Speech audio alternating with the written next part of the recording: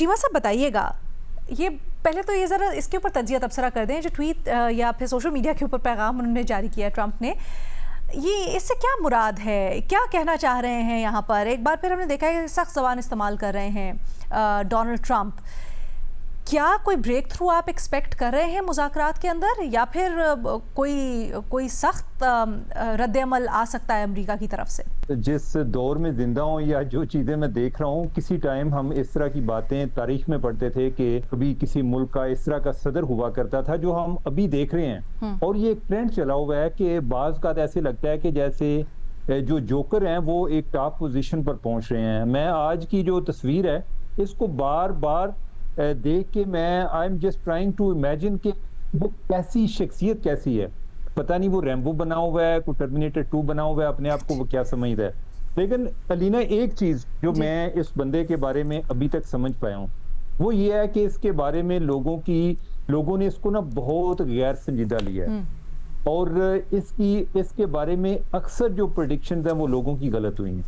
यानी कि हमने इसको ना एक नॉर्मल फ्रेम में लेने की कोशिश की है कि वो कोई एक नॉर्मल शख्स है। वो एक नॉर्मल शख्स नहीं है, वो एक गैर मामूली शख्स है। आप इसको आप मुस्बत भी ले सकते हैं, आप इसको मनफी भी ले सकते हैं।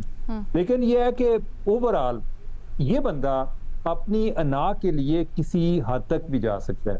दो चीजें इसके लिए बड़ी इंपॉर्टेंट है, एक इसकी ईगो और दूसरी इसकी अटेंशन। ये चाहता है कि हर टाइम अटेंशन में रहे, चाहे कोई क्राइसिस चल रहा हो, चाहे कोई क्राइसिस रिजॉल्व हो रहा हो, लेकिन सदर ट्रंप जो है वो एक सेंटर स्टेज पे होना चाहिए। ठीक है। और दूसरा ये है कि उसकी अना से ज्यादा या ट्रंप से ज्यादा, यानी कि उसकी शख्सियत से ज्यादा इस दुनिया में कोई अहम इंसान पैदा ही नहीं हुआ, और उसके लिए वो कोई भी हद क्रॉस कर सकता है। यानी कि उसकी जो एक सबसे जो उसके बारे में एक चीज हम प्रिडिक्ट कर सकते हैं, और वो ये है कि ही इज हाईली अनप्रिडिक्टेबल, कि हमेशा से लोग बस उसके बारे में सोचते ही रहे हैं कि वो क्या करेगा। अभी भी वो यही है कि आई डोंट थिंक कि वो पीछे जाएगा। जो एक लोग बात वर्ल्ड वार की बात करते हैं वो भी इसीलिए करते हैं कि उस टाइम भी अनाओं की जंग जो है ना वो आगे मुमालिक की जंग में एक तब्दील हो गई थी, और अभी भी कोई सूरत हाल ऐसी है। सदर ट्रंप के लिए इधर से एक शिकस्त होर्दा पावर के तौर पे वापस जाना किसी तौर पर भी अफोर्डेबल नहीं है। उसको पीछे आग नजर आती है, उसको पीछे खंदक नजर आती है कि वो गिर जाएगा, एक शॉर्ट टर्म में भी और लॉन्ग टर्म में भी। अगर हम पॉलिटिकली भी देखें तो उसको आगे मिडल जो उनके मिड टर्म इलेक्शन है वो नजर आते हैं, तो लिहाजा वो एक अपनी स्ट्रांग पोजीशन लेगा। लेकिन यही चीज जो है ये नुकसान देती है। दूसरी तरफ कौन सा मुल्क है? वो ईरान है। अच्छा, ईरान जो है, यानी कि एक तो ईरान को डैमेज करना मसला नहीं है, लेकिन ईरान को तबाह करना मसला है। वो आज तक ये अमेरिका नहीं कर सका। डैमेज वो कर लेता है, वो पहले भी एक दो दफा उन्होंने अटैक किया, उसमें डैमेज हो जाते हैं, लेकिन क्या वो रिजीम चेंज कर सकता है? वो नहीं कर सकता।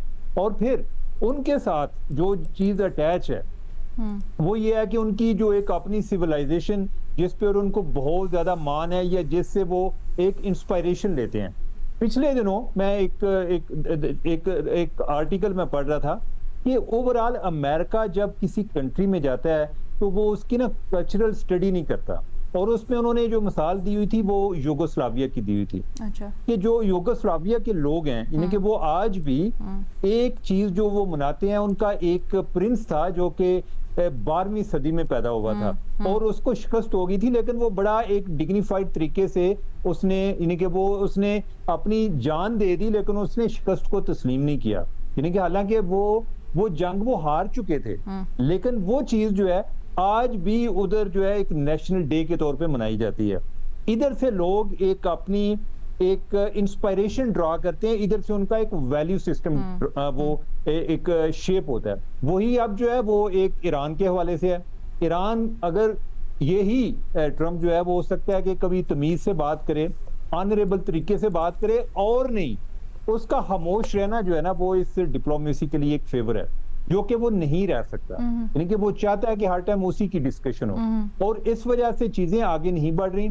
ना ईरान इसको यानी कि वो चाहेगा, यानी कि ईरान की जो ज्यादातर नेगोशिएशन होती है ना, हमें ये लगता है कि जैसे अब चीजें सॉल्व हो रही हैं, लेकिन Iran negotiate for not negotiating, यानी कि वो चीजों को एक लटकाना चाहते हैं, वो लिंगर ऑन करना चाहते हैं, वो टाइम बाय करना चाहते हैं, वो यानी कि ट्रंप को फ्रस्ट्रेट करना चाहते हैं।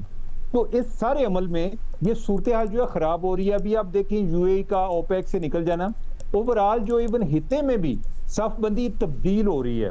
पहले तो एक ईरान वर्सेस अरब कंट्रीज थे, अब जो है यूएई जो है यानी कि उसका ईरान के साथ भी मसला चल पड़ा, उसका जो बाकी अरब ममालिक है उनके साथ भी मसला चल पड़ा। और ये जो एक नई सफबंदी है जिसमें हो सकता है कि कल आपको यूएई जो है वो वाज़े तौर पे इसराइल के साथ खड़ा नजर आए। यानी कि ये ऐसी दुनिया की जिधर अनहोनी हो रही है, आप किसी के बारे में कोई एक पूरी एक एब्सोल्यूट ठोस कोई वाजे हतमी राय कायम नहीं कर सकते, बेसिकली ऐसा कह रहा है। हतमी राय यानी कि आप ये देखें कि इवन इनके जो मुज़ाकरात 2015 में चले वो भी यानी कि 2 साल चले और उसके बाद किसी नतीजे पे पहुंचे, और जब वो डील ब्रेक हो गई तो अब जो है हुआ क्या कि एक तो मुज़ाकरात भी नए सिरे से हो रहे हैं और उसके साथ बट सर इस वक्त हम 2015 से मवाजना करते हैं, लेकिन इस वक्त मामला थोड़े से मुख्तलिफ इस तरीके से हैं क्योंकि हम देख रहे हैं कि माशी स्टैंड स्टिल पे इस वक्त दुनिया, हम देख रहे हैं कि हॉर्मूज के मामले के ऊपर किस तरह से क्रंच है